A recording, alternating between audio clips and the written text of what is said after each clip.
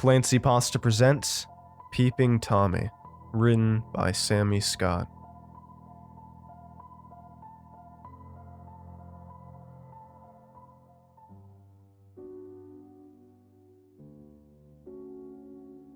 It started innocently enough, honest.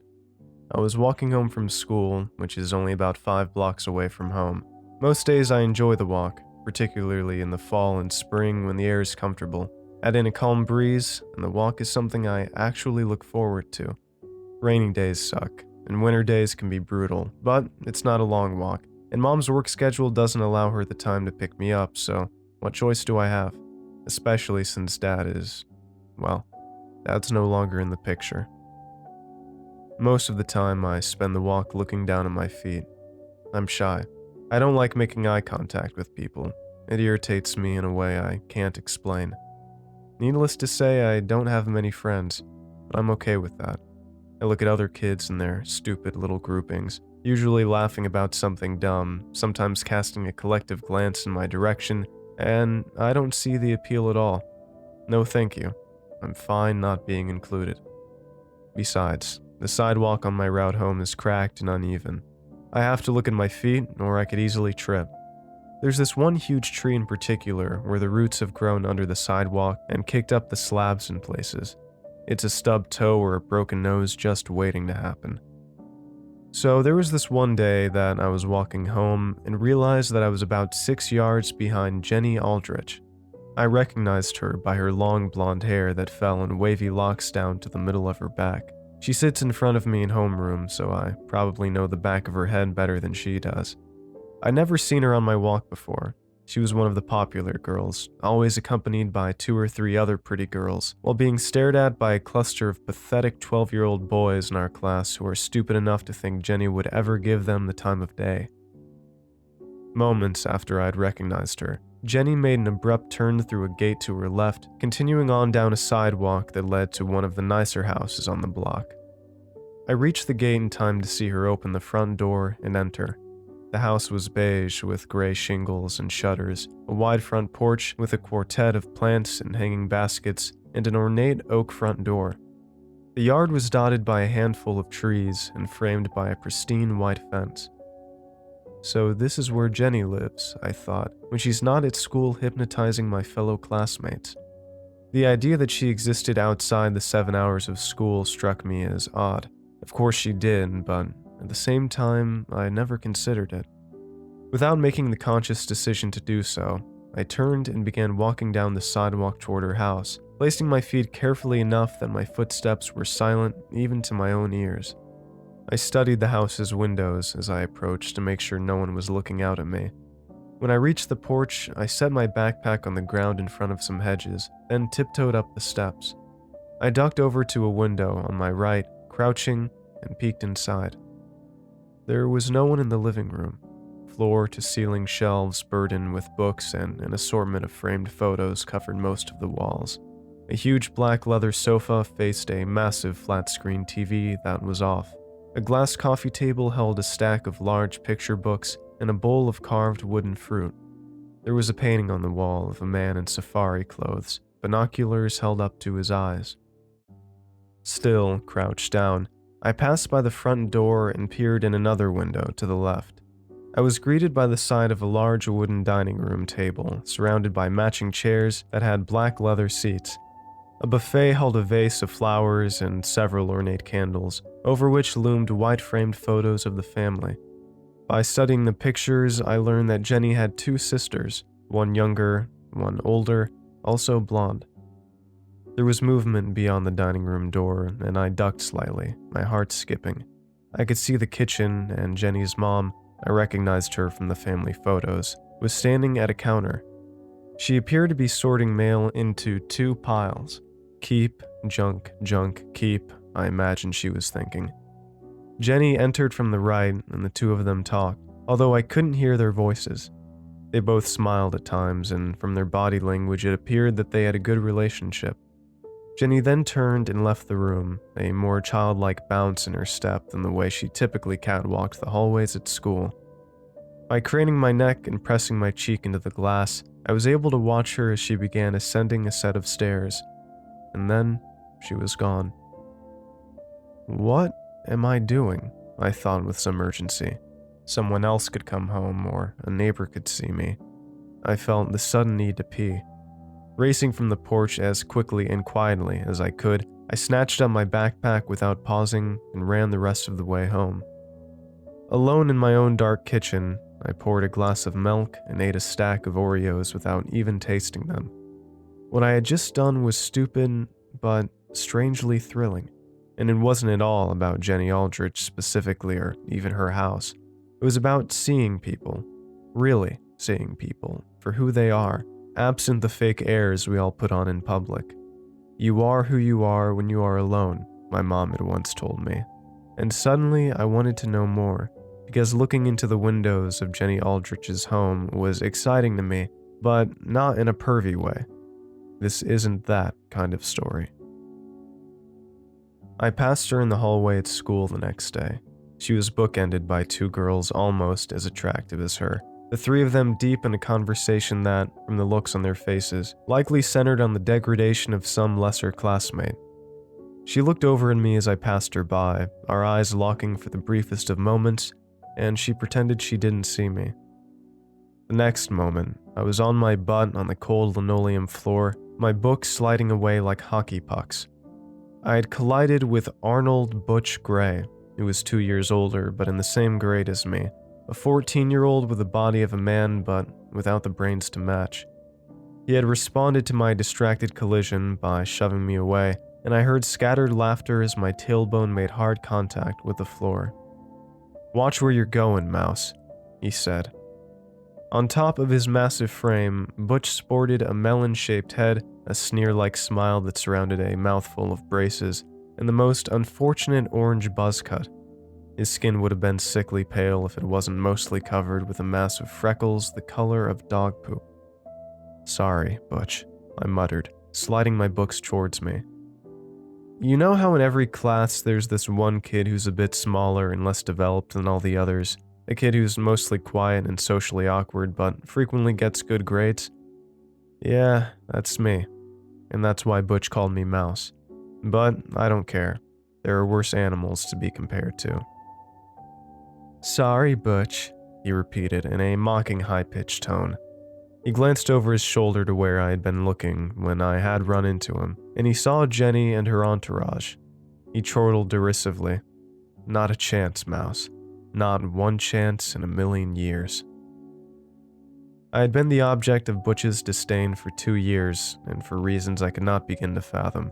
It was like my very presence had caused him great offense, and my first awareness of the existence of Butch Gray had been his immediate and relentless mockery and bullying. I avoided him as much as I could, but he seemed pulled toward me like a magnet. I stood up, books in my arms, my head down, and walked around him, my body tensing for a second shove or perhaps for Butch to reach around with one of his ridiculously long arms and smack the load out of my hand. Neither happened.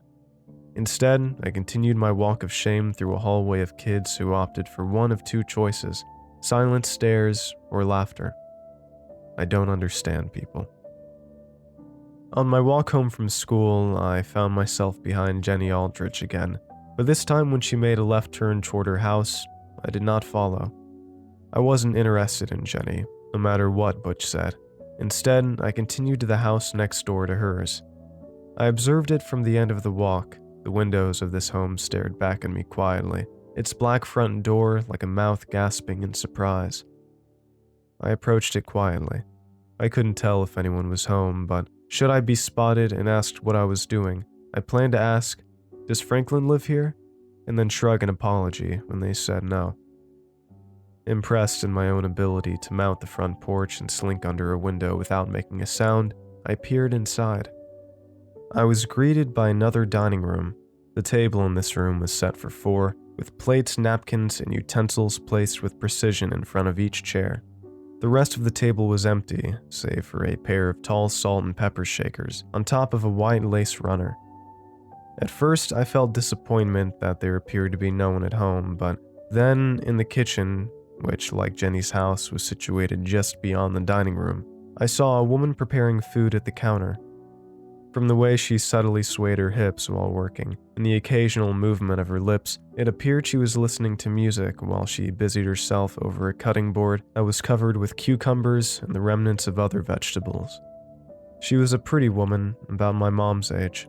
Her auburn hair, dyed, was done up in a clip, and she was wearing full makeup as well as a red dress covered by a white apron devoid of stains. I was reminded of a younger, prettier version of the mom from Leave It to Beaver, one of those old black and white shows my mom likes to watch. I couldn't imagine that this woman dressed this nicely for a typical dinner at home, and I wondered if perhaps she was preparing for company. But it was a Tuesday, so that didn't really make sense to me. She smiled as she dumped a handful of cucumber slices into a large wooden bowl that was already overflowing with lettuce. She continued to sing and sway her hips as she tossed the salad using large tongs, and I wondered if she had a pretty voice. Then, cradling the bowl in both hands, she swung around and approached the dining room door.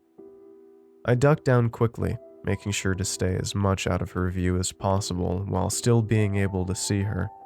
She set the bowl down in the center of the dining room table, stepped back, and studied it for a moment, and then reached forward and turned the bowl ever so slightly. She smiled with satisfaction and wiped her palms on her apron, smoothing it in the process. She was the picture of poise and grace, and I was thinking about how she looked just like an ideal mom from a television commercial, when suddenly she jammed one red-painted pinky nail up her left nostril and began to dig. I ducked down under the window and covered my mouth with both hands, stifling laughter. This action was so incongruous with her otherwise perfect demeanor that I found myself both incredibly shocked and overwhelmingly amused. Crawling on my hands and knees to the porch stairs, I jumped down, skipping all the steps, grabbed my backpack, and booked it down the sidewalk and out of the yard, laughing all the way home. What I was doing was stupid. I could get caught. I could get in trouble. But I was hooked. People were a mystery to me, and mostly I didn't like them, but observing them when they were alone was strangely appealing. Seeing them, observing them in their own habitat was fascinating. It was like going to the zoo or the museum, only infinitely better. Tomorrow, I decided, I would check out the third house. I had an arithmetic test the next day. It was simple enough as far as I was concerned. Math has always been easy for me.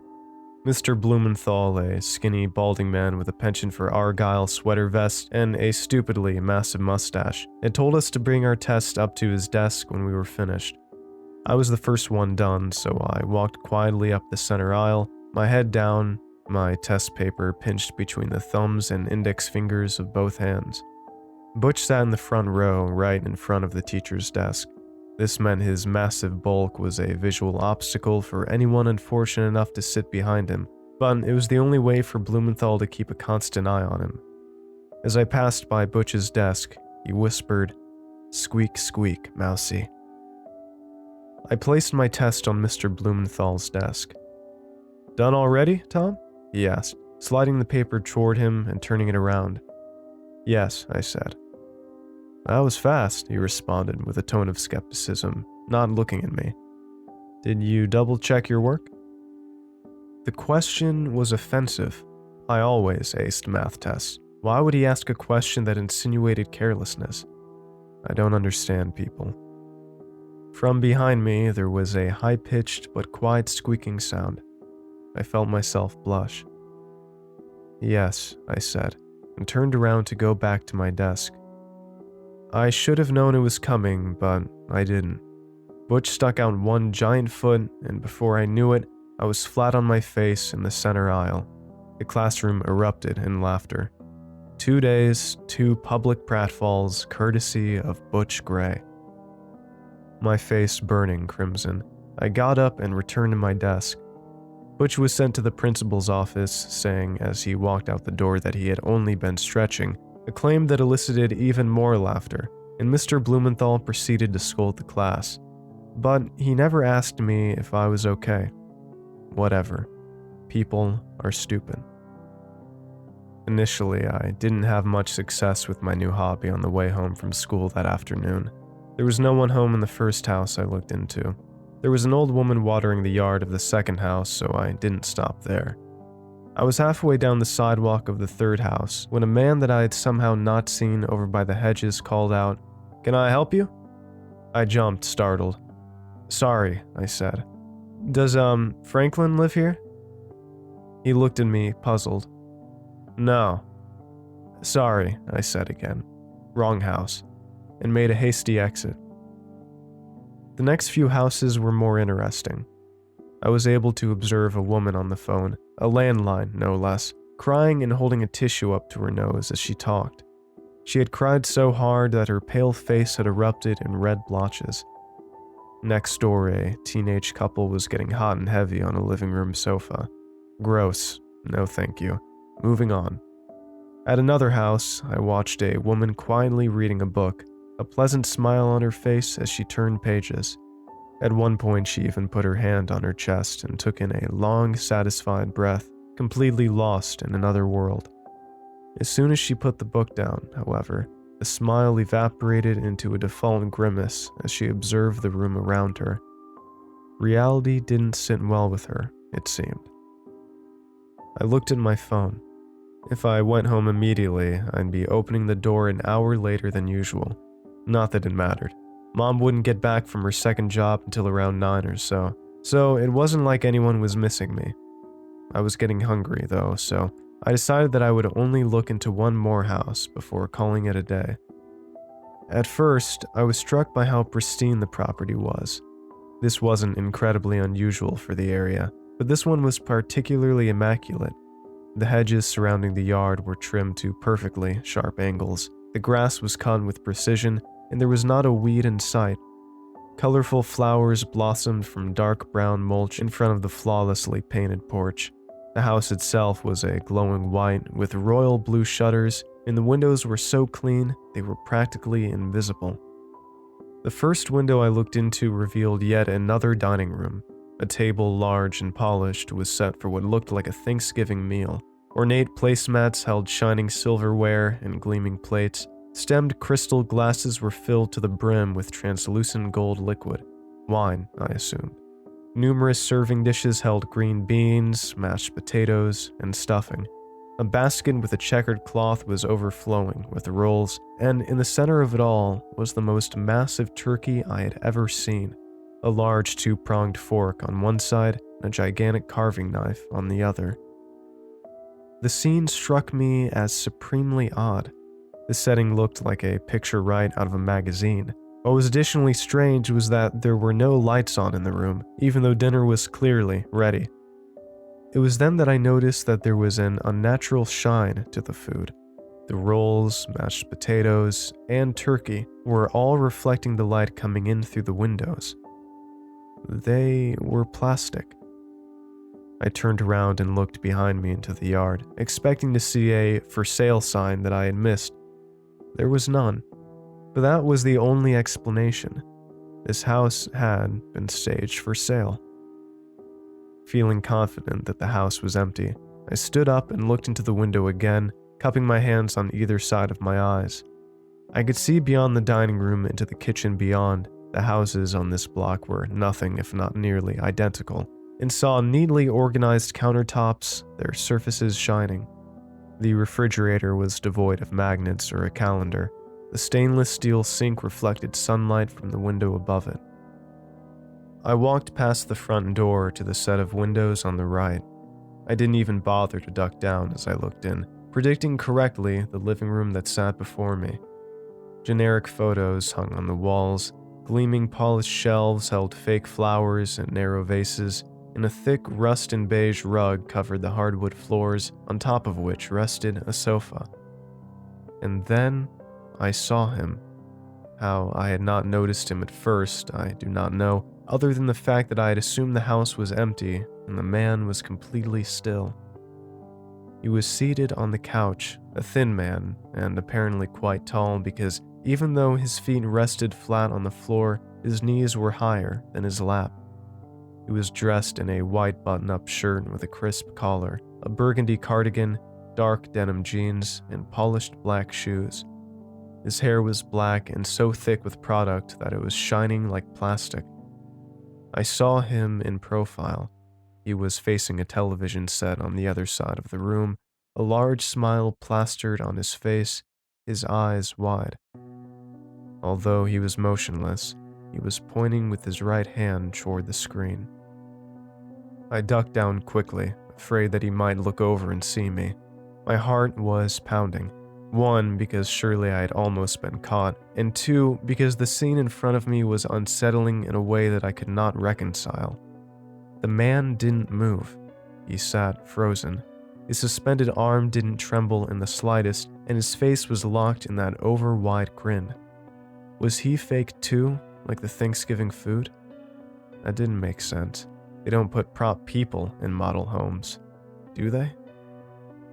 Peeking in again, I observed the man for a moment more, his crystal blue eyes never moving, the skin of his face a completely even tone that looked almost painted. I felt a cold shiver creep down my spine, even though the air around me was warm. I glanced over to the television to see what he was pointing and smiling at. The screen was blank. The TV was off. I looked back at him. He hadn't moved, but his eyes had shifted. He was looking at me, still smiling, still pointing, but looking at me. I ran home as fast as my legs would carry me, hoping against hope that I didn't pass anyone along the way. I had wet my pants. Back home, I took a shower and changed clothes. Then I turned on all the lights and counted the hours until Mom got home. I promised myself I wouldn't go back, but the next day after school, I found myself pausing in front of that house again, a house that I had been mentally referring to as the model home all day, even though I wasn't sure that's what it was. It sat, still and silent, at the end of its immaculate walk. I hesitated, my thoughts a tug of war between dread and curiosity. The latter eventually won, and I tiptoed quietly up the walk. I dropped my backpack at the bottom of the steps, thinking that I could be stealthier without its bulk, and ascended the porch steps before ducking under the dining room windows. I peeked. It was the same scene.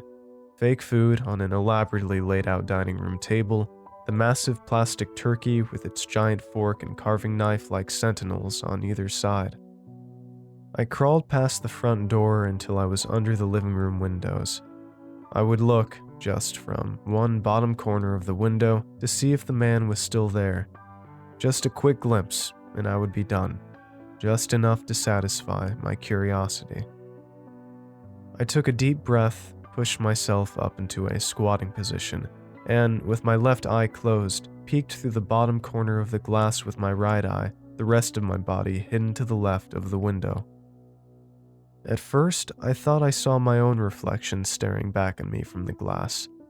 But with horror, I realized that the man was squatting on the other side of the window, looking back at me, our faces mere inches apart. He was smiling. I don't even remember running home, but I do remember that I was making an odd, terrified groaning sound the entire way. It was all I could do to keep from screaming. I was running so fast that I nearly slammed into the front door of my house after leaping onto my own front porch. I turned around to study the street behind me, making sure I hadn't been followed. It was empty. My lungs were on fire. Breathless, I reached around for my backpack to retrieve my house key. Terror gripped my chest when I realized it wasn't there. I had left my backpack at the model home. I turned around and faced the street behind me. My chest heaved as I tried to catch my breath, but fear was leaving me even more breathless than running had. Everything I carried, my house key, my cell phone, my school books, was in that pack. I couldn't go back. He had seen me. He would be waiting for me.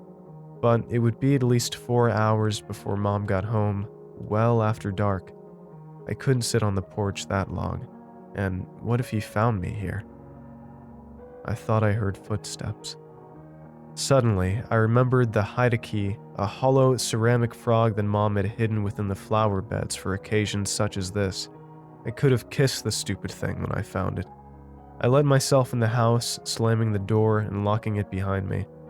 I stood in the entryway for a while, the key gripped firmly in one hand, the ceramic frog in another, still trying to catch my breath.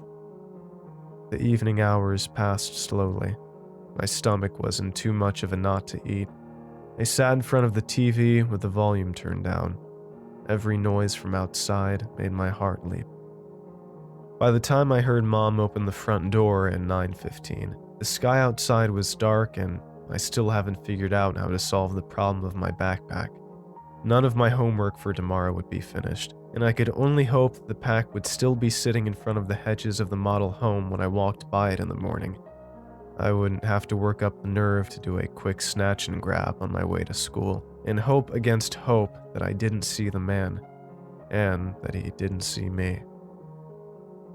I was still sitting on the couch watching TV, but not really watching it, when my mom entered the room. She came up behind me and kissed me on top of the head. "How you doing, kiddo?" she asked, tussling my hair. Her tone was pleasant but tired. "Okay," I said, trying to sound casual. "How was your day?" she asked. "Okay," I repeated. "You forgot something?" she said. "Huh?" I asked, turning around to look at her. "What are you She was holding up my backpack. "You left this on the porch," she said. No more. Done. My new hobby was now my former hobby. No more looking in windows. I found myself in detention at the end of school the next day. I had ended up with incomplete assignments in 3 different classes, and none of my teachers had bought the excuse that the contents of my backpack had spilled out on my way home from school. Even I knew that that story didn't hold water. The solution was that I was to stay after school for however long it took to finish the missing homework. Mr. Blumenthal would be residing over this particular detention. He of the sad comb-over and gigantic mustache. He always made me think of another thing my mom liked to say. A mustache says a lot about a man, and none of it is good. I smiled to myself. It made sense to me that a man like Blumenthal would have nothing to do in the evening but spend extra hours at school supervising detention. I thought it would just be him and me for the duration when 2 figures entered the room and my heart plummeted into my stomach. One was Butch, the other was one of his cronies, Aiden. Or was it Jaden or Braden? Who cares? Regardless, while this kid wasn't as hulking as Butch, he had just as much of a mean streak to him, as well as a vacant face to match his intelligence. Both wore dour expressions as they entered, but Butch lit up the moment he saw me and elbowed Aiden Jaden Braden with a grin. The boy's dumb face turned into a malevolent smile. "Have a seat, gentlemen," Mr. Blumenthal said, and he neither noticed nor objected when Butch sat down in the desk immediately behind my own, his friend to his left. "Squeak, squeak, Mousie," Butch leaned forward and whispered in my ear, his breath hot and smelling of Cheetos. I leaned away from him, my eyes on the paper in front of me. The 4 of us continued on in silence for a time. Occasionally, I felt a poke in my ribs as Butch would stick the eraser end of a pencil into my back. The 2 boys laughed quietly as I shifted in my seat. I looked up at Mr. Blumenthal, but he was always looking down. Then I felt a prick as Butch pressed the sharp end of the pencil into the back of my neck, not hard enough to break the skin, but enough to cause discomfort. I swatted it away and placed my hand on my neck, hissing, "Stop it." Mr. Blumenthal looked up. "Is there a problem, boys?"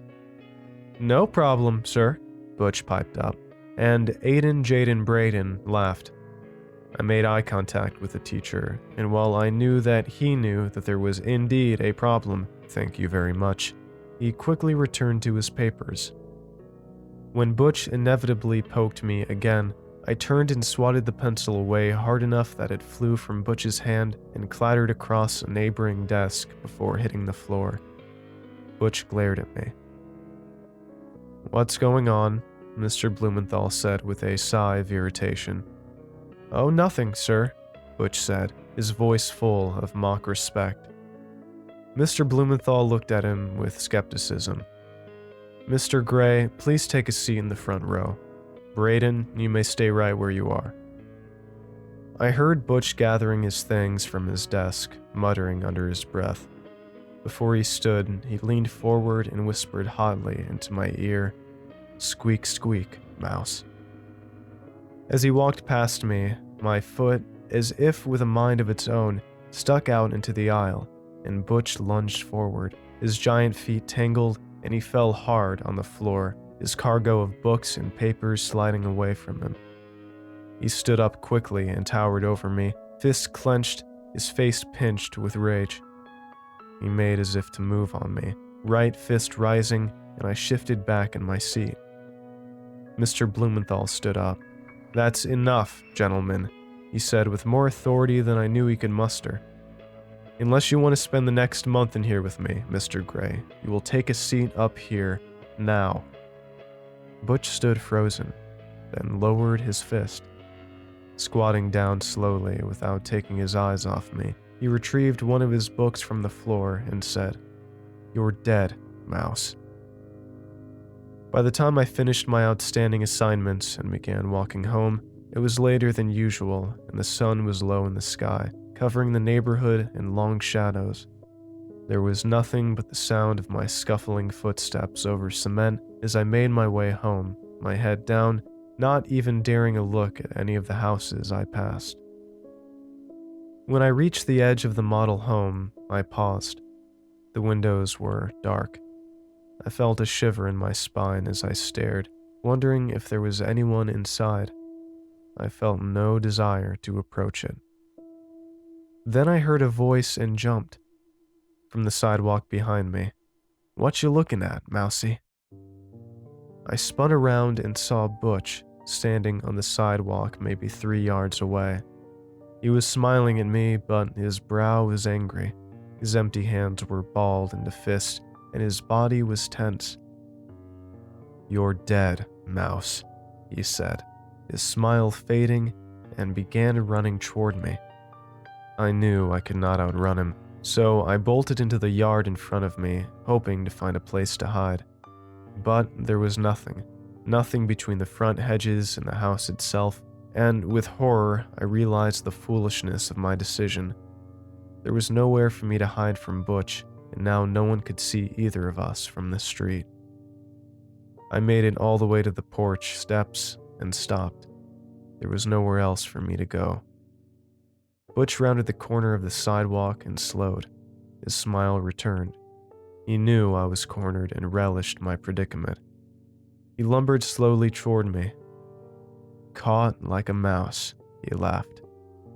He stopped in front of me, looming over me, that stupid smile on his freckled face. "I've been wanting to do this for a long time," he said. He cocked one fist. I closed my eyes and winced.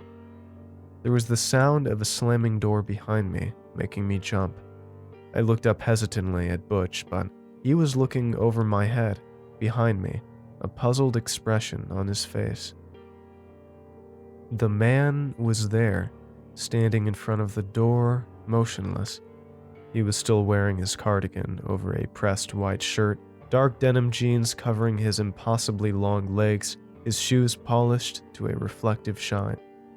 His slicked-down black hair crowned a flawless face with its huge, staring blue eyes and an impossibly wide, unwavering smile. His arms were down at his sides, a large carving knife held casually in one hand. The man didn't move at all. He was like a statue. I looked back at Butch, whose smile was gone. He looked at the man, and the man looked at him, his paralyzed smile wide with joy, his eyes huge and unblinking. Butch's face then shifted from puzzlement to fear. His lip quivered. Everything was silent. I ran. My shoulder collided with one of Butch's arms as I bolted past him. But he didn't move at all. My footsteps slapped on the sidewalk as I tore toward home. For a few seconds, it was the only sound to be heard in the darkening and quiet neighborhood. But then it was joined by the high-pitched sound of Butch's screams. Mom woke me in the morning to tell me that school was canceled for the day. She had received an email that a classmate had been killed last night on the street just a couple of blocks away. The boy's name was Arnold Gray, she said. Did you know him? I shrugged. Not really. That poor child, Mom said, shaking her head. I feel so sorry for his mother. Poor child, I thought derisively. Butch Gray was no poor child. Will you be okay here if I go to work? She asked. Yes, I said.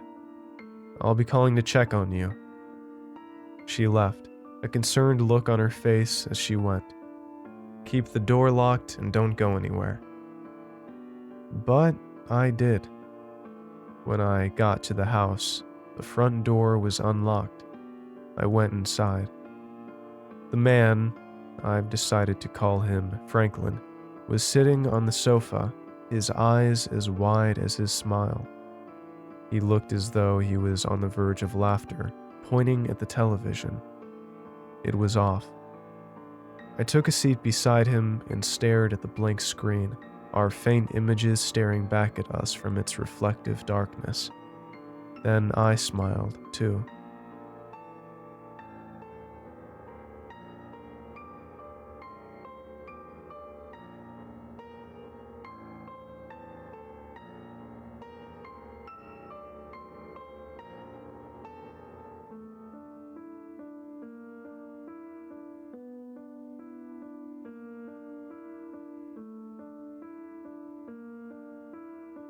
Thanks for watching, and I hope you enjoyed today's video. I want to give a huge thanks to all of my supporters over at Patreon and YouTube memberships. Your support makes these narrations possible, and I appreciate it a ton. If you'd like to join these lovely ghouls, you can head on over to my Patreon at patreon.com/ClancyPasta, or click the join button below to become a member. And if you'd like creepy cool shirts, make sure to head on over and check out my official merch store for some awesome tees, hoodies, stickers, and more. Alright. Thank you all for watching, and I hope you have a great night. Cheers.